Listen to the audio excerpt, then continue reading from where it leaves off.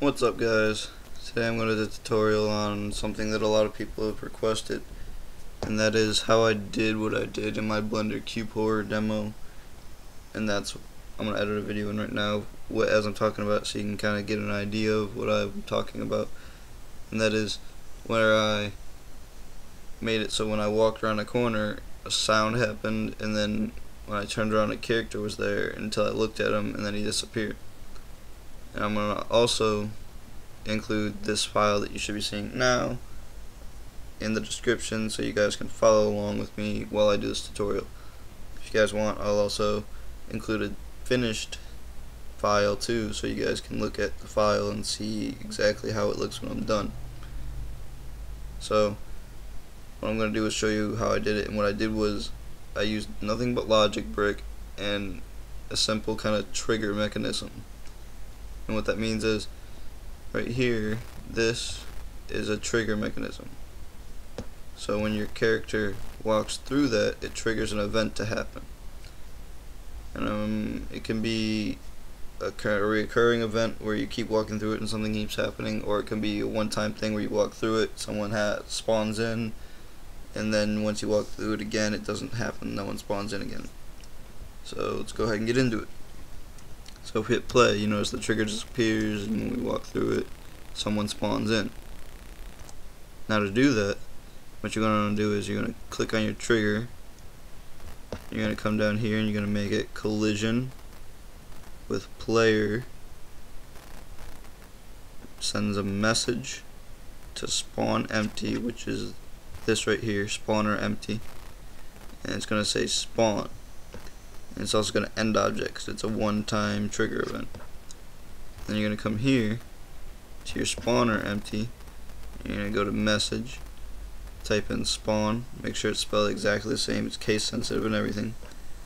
You're going to want to edit object, add your character, and then edit object if you want. You don't have to have the end object, but I put it in anyway. And that's mostly everything you need to do right now in this layer. So go to layer 2, we'll go to our character. Now first we're going to add a property, going to make it a timer, I'm going to name him character. I spelled that wrong. Character. Now to make your character just spawn in and then spawn out, you're going to make it delay, and then this goes by ticks, so every 60 ticks is 1 second. So if you want them in there for 1 second, 60 ticks, 2 seconds, 120 ticks, and so on. I'm only going to want them in there for like a split second, so 60 ticks, edit object, end object. So after 1 second he will die or go away or whatever.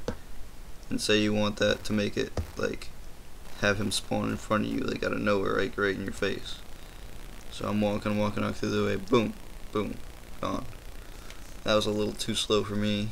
I want it to be more of a sudden thing, like a jump scare probably, if you want it to be like that.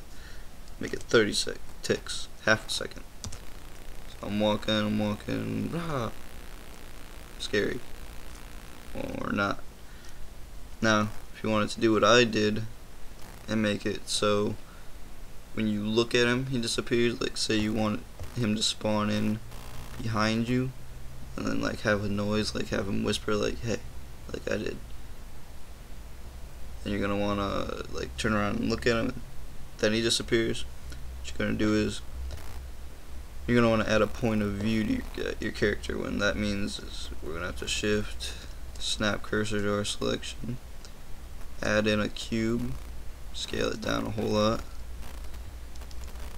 that's real teeny, then scale Y to make it real long, and as long as you want, like as far as you want your character to be able to see. And then we're going to parent it to the cube. We're going to make it an actor, ghost, and I'm going to make it invisible, but not yet, so you can see like there's his point of view, that's the direction he's looking. If you want it, you could, you know, even grab this end down here make it wider so he has a bit of a wider point of view. So now that's his point of view. And then go ahead and make it invisible. And we're going to name property POV. That's all you need to do in this layer. Go back to this layer and then select your character. And this is where it gets a little bit complicated in the logic brick section. What you want to do for the point of view is change this to collision with point of view, and then come down to the actuator and make it property assign character to 0. And then come over to your timer, put it higher than the amount of time you want your character to be on screen. So when you look at him, so what I'm saying is, like, once you look at the thing that you added in, once you look at the enemy,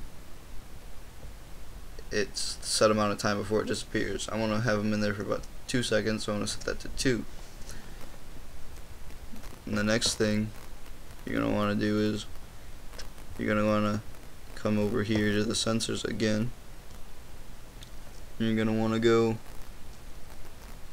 to property interval whenever character is between 1 and 2. It's going to edit object, end object. So now when we go back to our layer, hit play, it spawns in and he stays there until we turn around and look at him. And then we see him for a split second, he disappeared. And that's how I did that in that one scene. Like, to explain, I made it so when I walked around a corner, he said a sound played, he spawned in, and then when the character hears that sound and it comes from behind him and he thinks, well, where's that sound coming from? And we'll look around, sees that dude, oh shit, disappears. That's how I did that. And some of the other things like that I did, like with the boxes moving, I'll show you how to do that too. What I did was I had a trigger set up like I do here, and what it is like, let me add in another box, add in a cube, and we'll put this right there like that. And then what I did was I made an animation for it, like say it's right here, then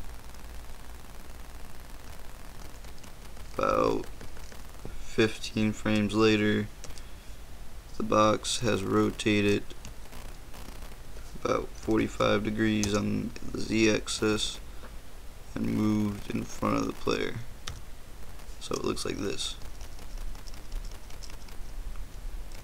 And now what you do in the logic is you go, when it receives the message, move, it's going to go, where is it at? Hold on. Action. It's going to cube, whatever. You might want to rename that. And then you're going to want to start from 1 and end at 15. And it's just going to play when it receives that message. And when you go to your trigger, if I can select the motherfucking trigger, use my language, and then you're going to want to add another message, or you can just change the message that's already there. I want the character to spawn in too. Send message, move. So now when we hit play, our character walks through, box moves, character spawns behind him. He's like, oh, that box, the fuck, I also heard something behind me. He looks behind him, oh shit.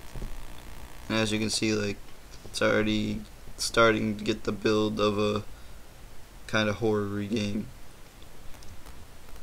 And I mean, that's really all that I did. And there was, I just added a bunch of triggers. Like, I made a scene like this, and I added a bunch of triggers in to the scene where shit happened every time you walk through a different trigger.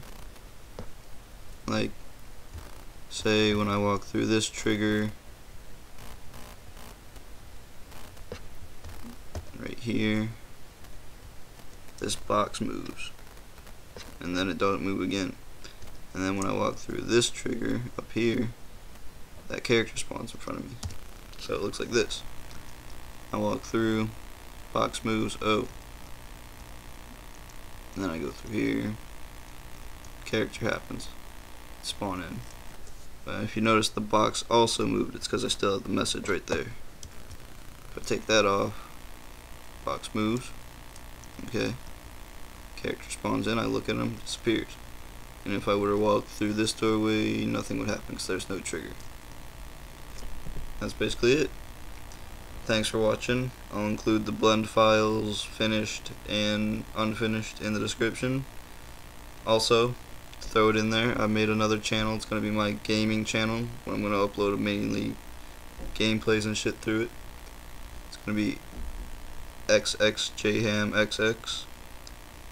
So if you could subscribe to that too, and like and follow my videos and shit, that'd be great. Thanks for watching. Hope this helped.